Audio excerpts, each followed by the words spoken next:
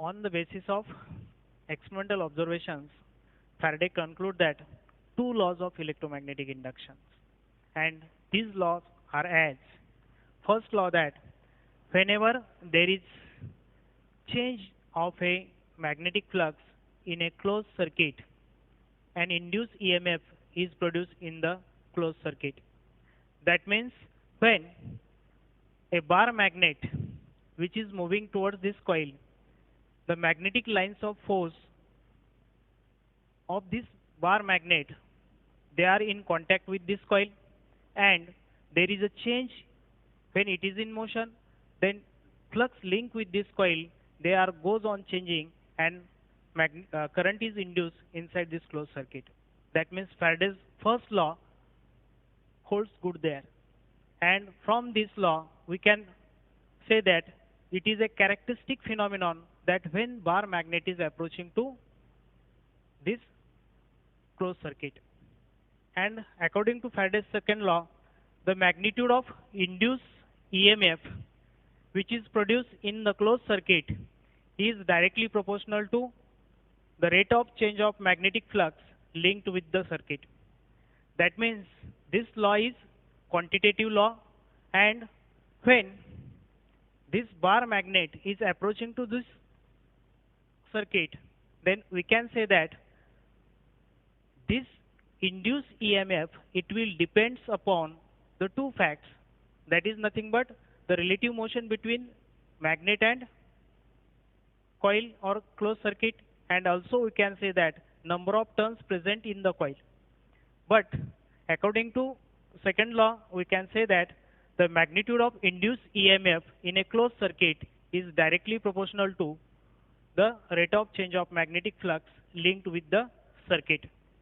Let phi be the magnetic flux linked with the let phi be the magnetic flux linked with the coil.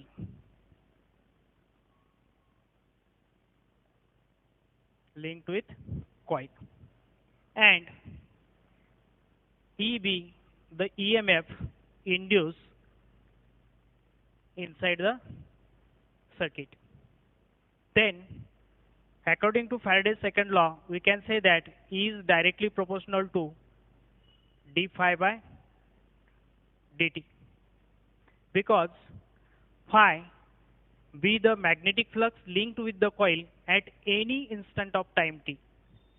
So, this expression becomes E is equal to k d phi by dt, where k is the proportionality constant. If E, phi and t are measured in same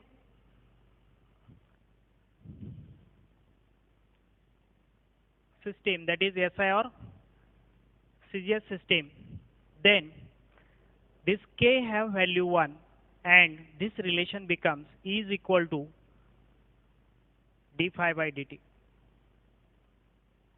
This equation 1.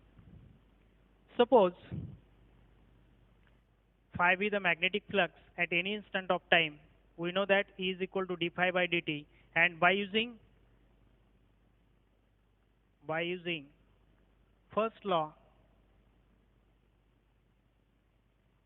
of Faraday, we can write that E is equal to minus d phi by dt. This is equation suppose second. E is equal to minus d phi by dt. Let phi dash be flux linked with singleton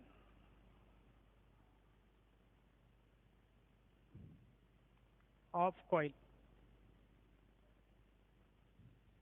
Then if n number of turns present in the coil. Therefore, total flux linked with the coil phi is equal to N phi dash. Hence, equation 2 becomes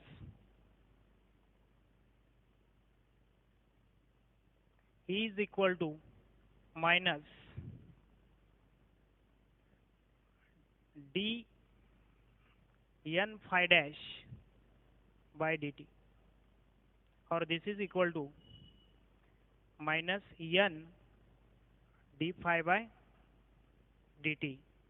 This is the EMF which is induced inside a coil. So,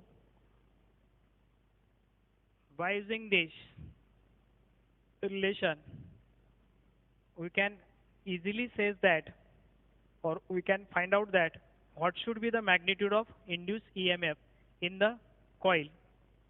And also we learn from this equation that when magnet which is approaching to this coil, these magnetic lines of force,